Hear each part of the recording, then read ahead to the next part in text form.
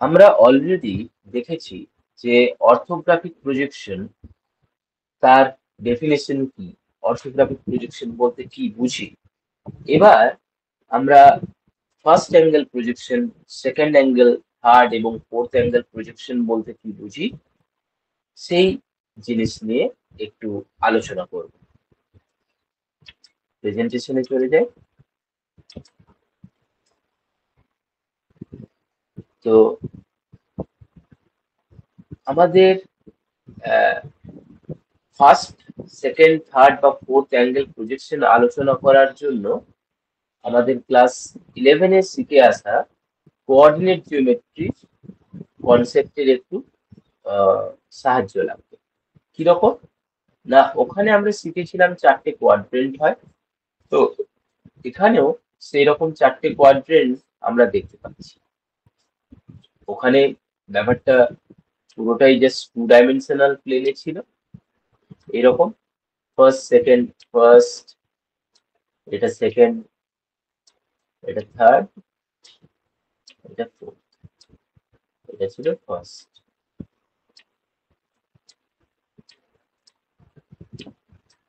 যাই হোক, এখানে এই কোয়াড্রেন্টটা হচ্ছে ফার্স্ট কোয়াড্রেন্ট, এই যে এখানে লেখা আছে। এটা হচ্ছে সেকেন্ড কোয়াড্রেন্ট, এটা থার্ড কোয়াড্রেন্ট এবং এটা ফোর্থ কোয়াড্রেন্ট। এই একটু এই যে কালারের ব্ল্যাকিশ যে কালারটা রয়েছে, এই কালারের এই যে প্লেনটা সেটা হচ্ছে হরাইজন্টাল প্লেন এইচপি, আর এই পিঙ্ক কালারের যে প্লেনটা রয়েছে সেটা হচ্ছে ভার্টিক্যাল প্লেন অর্থাৎ ভিপি। এবার তাহলে ফার্স্ট কোয়াড্রেন্টের পজিশন আমরা কি বলতে পারি? above, in front of, behind, এই ওয়ার্ড গুলোকে যদি আমি কাজে লাগাই তাহলে আমি ফার্স্ট কোয়াড্রেন্টের পজিশন বলতে পারি, মানে এই জায়গাটা সেটা হচ্ছে above the HP, in front of VP, right? নিশ্চয়ই বুঝতে পারলাম। সেকেন্ড কোয়াড্রেন্টের লোকেশনটাকে আমি ডিফাইন করতে পারি এইভাবে: above the HP and behind the VP। Third কোয়াড্রেন্টকে আমি ডিফাইন করতে পারি below the HP and behind the VP। Fourth কোয়াড্রেন্টকে ডিফাইন করতে পারি below the HP and in front of the VP। এইভাবে আমি তাদের লোকেশন গুলোকে ডিনোট করতে পারি। এবার যদি আমরা ভিজুয়ালাইজ করি যে এই ফার্স্ট কোয়াড্রেন্টে কোন একটা অবজেক্ট আছে, কোন একটা অবজেক্ট আছে ঠিক আগের মতো। তো এখন আগে যেরকম একটা অবজেক্টের আমরা ইনভার্টেড ইনভার্টেড টি একটা দেখেছিলাম যেটা ফার্স্ট কোয়াড্রেন্টে ছিল। এই যে এই পজিশনে দেখতে পাচ্ছি যে এটা একটা ভার্টিক্যাল প্লেন, এটা হরিজন্টাল প্লেন, এটা একটা ইনভার্টেড টি ফার্স্ট কোয়াড্রেন্টে রয়েছে। এখন তার প্রজেকশন, অর্থোগ্রাফিক প্রজেকশন যদি আমরা ফ্রন্ট ভিউ আলোচনা করি তাহলে আমাকে কি করতে হবে? আমাকে কিছু প্রজেক্টরস ড্র করতে হবে তার যে সাইডের, মানে অবজেক্টের যে পেরিফেরি, যে পরিধি, সেই চারদিক থেকে প্রজেক্টরস ভিজুয়ালাইজ করতে হবে যেগুলো একদম ভার্টিক্যাল প্লেন পর্যন্ত গিয়ে পৌঁছেছে। তাহলে যে ছায়া ছায়া মতো যে জিনিসটা তৈরি হবে তাহলে তাকে আমি বলতে পারি যে তার সেটা হচ্ছে ফ্রন্ট ভিউ। সিমিলারলি ওপর থেকে, অর্থাৎ এইরকম ওপরের জায়গা থেকে, মানে হরাইজন্টাল প্লেনের পারপেন্ডিকুলার ভাবে কিছু প্রজেক্টরসকে যদি আমি হরাইজন্টাল প্লেন পর্যন্ত আনতে পারি তাহলে তাকে বলবো টপ ভিউ। এবার এই অবজেক্টটা ন্যাচারালি above the HP এবং in front of VP রয়েছে। তো আমি এখন যখন এই জিনিসটা ভিজুয়ালাইজ করে নিলাম, করে নেওয়ার পর আমাকে তো এবার এটাকে অর্থোগ্রাফিক প্রজেকশন মানে ফ্রন্ট ভিউ আর টপ ভিউ এইভাবে তো আঁকতে হবে। তো এইভাবে যখন আঁকবো তাহলে তখন সেটা কি মানে সেটা কিভাবে আঁকবো সেটা আমার আঁকা উচিত হচ্ছে একটা 2 ডাইমেনশনাল প্লেনে, অর্থাৎ একটা কাগজের উপরে আঁকবো। তো সেই আঁকার প্রসিডিওরটা হচ্ছে এইরকম যে আমার ভিজুয়ালাইজেশন অফ ফ্রন্ট ভিউ এবং টপ ভিউ হয়ে যাওয়ার পর যেটা করব সেটা হচ্ছে এই যে আমার হরাইজন্টাল প্লেনটা রয়েছে, এই হরাইজন্টাল প্লেনটাকে আমি ক্লকওয়াইজ 90 ডিগ্রি ঘুরিয়ে দেব। ঠিক আছে, এই অ্যারোটা রয়েছে, ক্লকওয়াইজ 90 ডিগ্রি ঘুরিয়ে যাবে। এটা কি রকম জিনিস? এটা জিনিস এটাকে যদি আমরা এইভাবে ভাবি যে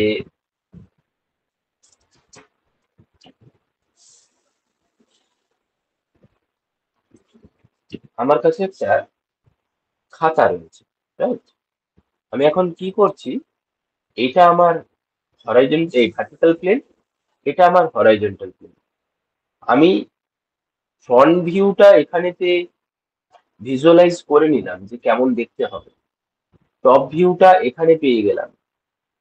পেয়ে যাওয়ার পর আমি এইভাবে খাতাটাকে খুলে দেব, মানে হরাইজন্টাল প্লেনটাকে ক্লকওয়াইজ 90 ডিগ্রি ঘুরিয়ে দিলাম।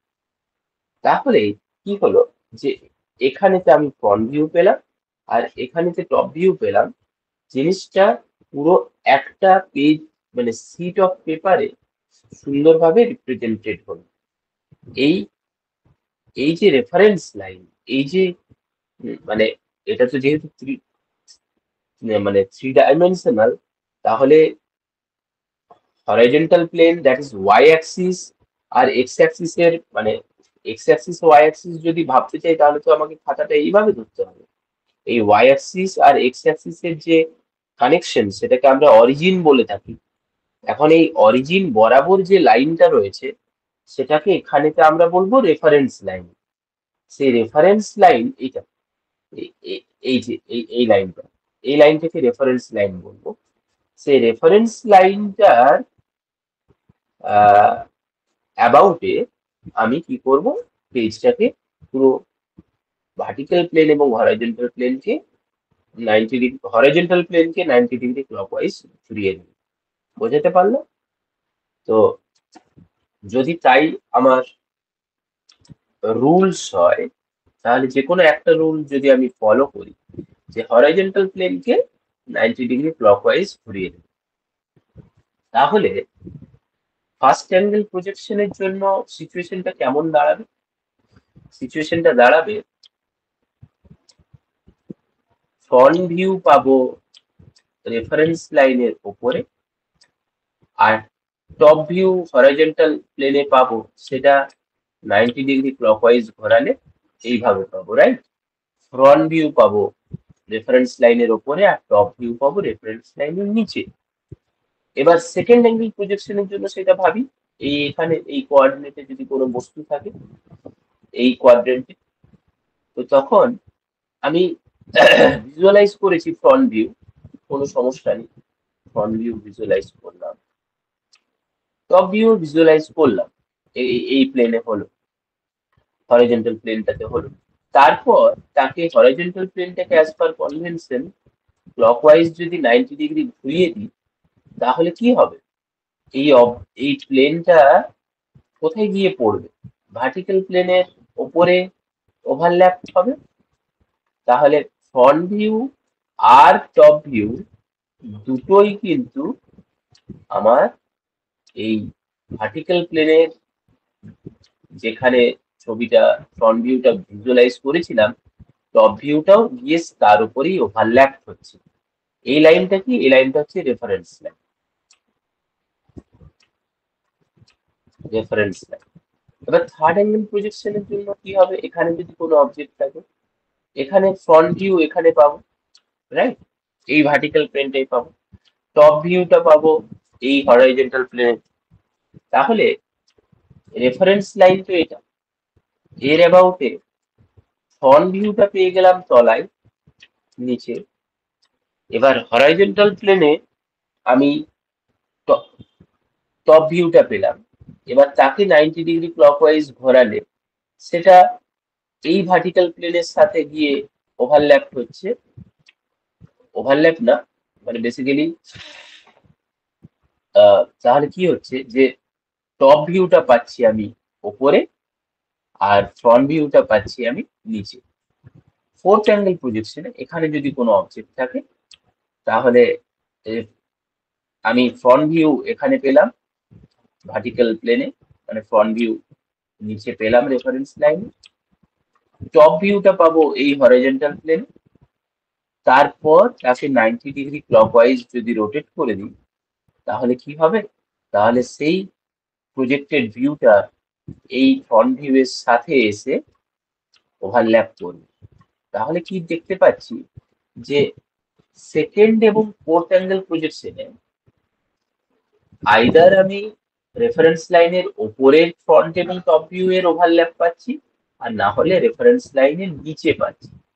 তো যেটাই বা কেস হোক না কেন, যদি এখন প্লেন অফ আমি যদি অবজেক্টটাকে একটা পয়েন্ট নিই তাহলে হয়তো ফ্রন্ট আর টপ ভিউ আমি আলাদা করে বুঝতে পারবো, একটা লাইন নিলেও হয়তো রিড করতে পারবো। কিন্তু যদি একটা কমপ্লেক্স অবজেক্ট হয় তখন সেই কমপ্লেক্স অবজেক্টের ফ্রন্ট ভিউ এবং টপ ভিউ যদি ওভারল্যাপ করে থাকে তাহলে সেটা আর মানে কি বলবো, পড়ে বোঝার মতো কিছু, সেটাকে রিড করে বোঝার মতো কিছু অবশিষ্ট থাকবে না। তো তাই এই সেকেন্ড এবং fourth angle projection generally use করা হয় না। যেখানে আমরা দেখতে পাচ্ছি ফার্স্ট এবং থার্ড অ্যাঙ্গেল প্রজেকশনের জন্য রেফারেন্স লাইনের ওপরে বা নিচে দুটো distinct view, that is front view এবং টপ ভিউ আমরা আলাদা আলাদা ভাবে পাচ্ছি। এক জায়গায় পাচ্ছি রেফারেন্স লাইনের ওপরে ফ্রন্ট ভিউ, এক জায়গায় পাচ্ছি রেফারেন্স লাইনের নিচে ফ্রন্ট ভিউ, সেটা আলাদা জিনিস, কিন্তু অ্যাটলিস্ট দুটো ভিউ দুটো আলাদা আলাদা জায়গায় রয়েছে, রেফারেন্স লাইনের ওপরে বা রেফারেন্স লাইনের নিচে। তাই সেটা সহজে রিড করা যাবে, সহজে বুঝতে পারে যাবে। তার জন্যই ফার্স্ট এবং থার্ড অ্যাঙ্গেল প্রজেকশনই ব্যবহৃত হয়। এবার এখানে একটা ফার্স্ট অ্যাঙ্গেল প্রজেকশনের ছবি রয়েছে। সেই ফার্স্ট অ্যাঙ্গেল প্রজেকশনের ছবিতে আমরা যদি দেখি যে এটা নিয়ে অনেকবারই আলোচনা হলো যে ফ্রন্ট ভিউটা কিরকম দেখতে হবে বা টপ ভিউটা কিরকম দেখতে হবে। তাদেরকে ন্যাচারালি আমরা যদি রেফারেন্স লাইন এক্স ওয়াই এর অ্যাবাউটে এইভাবে ঠিক ড্র করে নিই তাহলে এটাই হচ্ছে আমার এই orthographic projection of this particular object.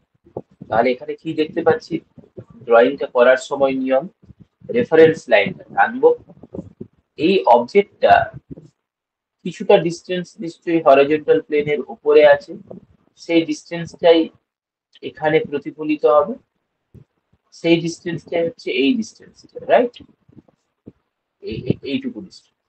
তারপরে অবজেক্টের ডাইমেনশনটা চলে এলো, তারপর ফ্রন্ট ভিউটা কমপ্লিট হলো। এই যে এই অবজেক্টটা নিশ্চয়ই এই রেফারেন্স লাইন থেকে কিছুটা ডিস্টেন্স, এই ভার্টিক্যাল প্লেন থেকে কিছুটা ডিস্টেন্স অ্যাওয়েতে আছে। সেই ডিস্টেন্সটা এই যে যেটা আমি মার্ক করছি এখন, এই ডিস্টেন্সটাই বেসিক্যালি এই ডিস্টেন্সটা, ঠিক। এবার এর টপ ভিউটা অ্যাজ পার অবজেক্টের ডাইমেনশন আমি এঁকে ফেললাম। এটা হচ্ছে ফার্স্ট অ্যাঙ্গেল প্রজেকশন। এবার থার্ড অ্যাঙ্গেল প্রজেকশন হলে কি হতে হচ্ছে, একটা জিনিস এখানে অ্যাড অন করি যে এই প্রজেকশনের ভিউ গুলো যদি আমরা ছায়ার মতো ভাবি তাহলে ভাবতে পারি যে এই অবজেক্টটার পিছনে এই দিক থেকে, এখান থেকে যদি অবজারভার থাকে, অবজারভার যদি এখন একটা টর্চ নিয়ে এই অবজেক্টের ওপরে দেয় তাহলে এই ভার্টিক্যাল যে প্লেন তাহলে সেই ভার্টিক্যাল প্লেনে এইরকম একটা ছায়া পড়বে, রাইট? সিমিলারলি ওপর থেকে যদি টর্চ ফেলে তাহলে হরাইজন্টাল প্লেনে ঠিক এইরকম একটা ছায়া পড়বে, ঠিক? এবার এই ছায়া ফেলার জন্য কি আমার ভার্টিক্যাল প্লেন বা হরাইজন্টাল প্লেনটাকে ট্রান্সপারেন্ট হতে হচ্ছে? ট্রান্সপারেন্ট তো হতে হচ্ছে না। আমাকে এখানে এই প্লেন অফ প্রজেকশনস গুলো আমার যদি ওপেক হয় তাহলেও কোনো সমস্যা নেই, কিন্তু থার্ড অ্যাঙ্গেল প্রজেকশনের জন্য দেখতে পাচ্ছি অবজেক্টটা যখন এখানে আর অবজারভার যখন এই জায়গাতে, তাহলে সে অবজেক্টটা দেখার জন্যই মিনিমাম ক্রাইটেরিয়া হচ্ছে এই ভার্টিক্যাল প্লেনটাকে তাকে ট্রান্সপারেন্ট হতে হবে, কাঁচের মতো হতে হবে, না হলে তো সেই অবজেক্টটাকে দেখতেই পাবে না। ঠিক একইভাবে হরাইজন্টাল প্লেনটাকেও ট্রান্সপারেন্ট হতে হবে, কারণ অবজারভারের চোখ তখন এখানে, এই জায়গা থেকে সে দেখবে, তাহলে প্লেন অফ প্রজেকশনটা কি দেখতে পাচ্ছি? ট্রান্সপারেন্ট। এবার এখানে ভিজুয়ালাইজ করে নেওয়ার পর অ্যাজ পার আমাদের কনভেনশন যে হরাইজন্টাল প্লেনটাকে 90 ডিগ্রি ক্লকওয়াইজ ঘুরিয়ে দেব, যার ফলে এখানেতে টপ ভিউ এবং এখানেতে ফ্রন্ট ভিউ পেলাম। আর এখানের এই লাইনগুলো বেসিক্যালি আমাদের ওই প্রজেক্টর লাইন, যেগুলোকে হালকা ডেনসিটিতে আমরা আঁকবো, আর মেন যে আউটলাইনটা সেটা আমরা ডার্ক করে আঁকবো। এই ভিডিওতে এই পর্যন্ত ডিসকাশন করার পর আমরা এর পরের ভিডিওতে আবার আহ, অন্য মানে কিছু অবজেক্টের, 3 ডাইমেনশনাল অবজেক্টের আইসোমেট্রিক প্রজেকশন নিয়ে ডিসকাশন করব, তারপরে আমরা পয়েন্টের প্রজেকশন নিয়ে ডিসকাশন করব।